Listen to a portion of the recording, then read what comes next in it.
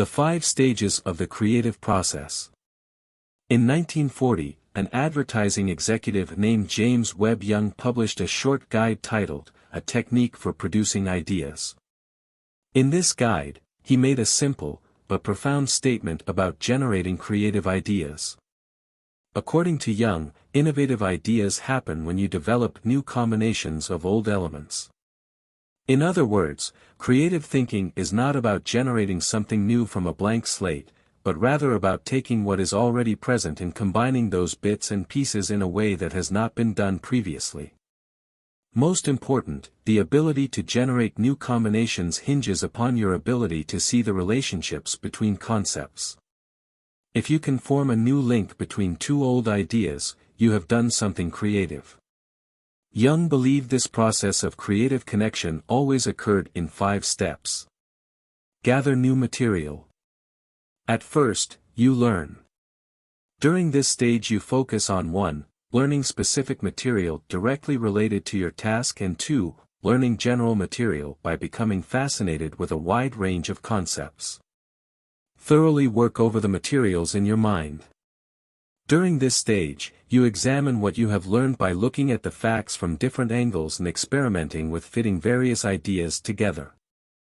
Step away from the problem. Next, you put the problem completely out of your mind and go do something else that excites you and energizes you. Let your idea return to you. At some point, but only after you have stopped thinking about it, your idea will come back to you with a flash of insight and renewed energy.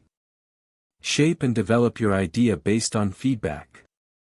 For any idea to succeed, you must release it out into the world, submit it to criticism, and adapt it as needed. Creative process. The idea in practice. The creative process used by Frederick Eugene Ives offers a perfect example of these 5 steps in action. First, Ives gathered new material.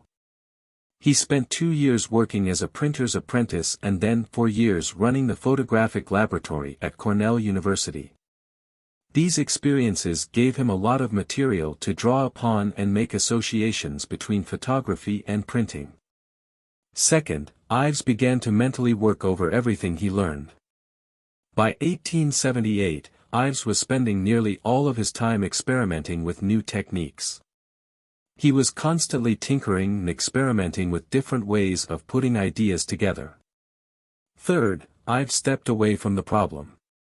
In this case, he went to sleep for a few hours before his flash of insight. Letting creative challenges sit for longer periods of time can work as well. Regardless of how long you step away, you need to do something that interests you and takes your mind off of the problem. Fourth, his idea returned to him. Ives awoke with the solution to his problem laid out before him. On a personal note, I often find creative ideas hit me just as I am lying down for sleep. Once I give my brain permission to stop working for the day, the solution appears easily. Finally, Ives continued to revise his idea for years. In fact, he improved so many aspects of the process he filed a second patent. This is a critical point and is often overlooked. It can be easy to fall in love with the initial version of your idea, but great ideas always evolve. The creative process in short. An idea is a feat of association, and the height of it is a good metaphor. Robert Frost. The creative process is the act of making new connections between old ideas. Thus, we can say creative thinking is the task of recognizing relationships between concepts. One way to approach creative challenges is by following the 5-step process of 1.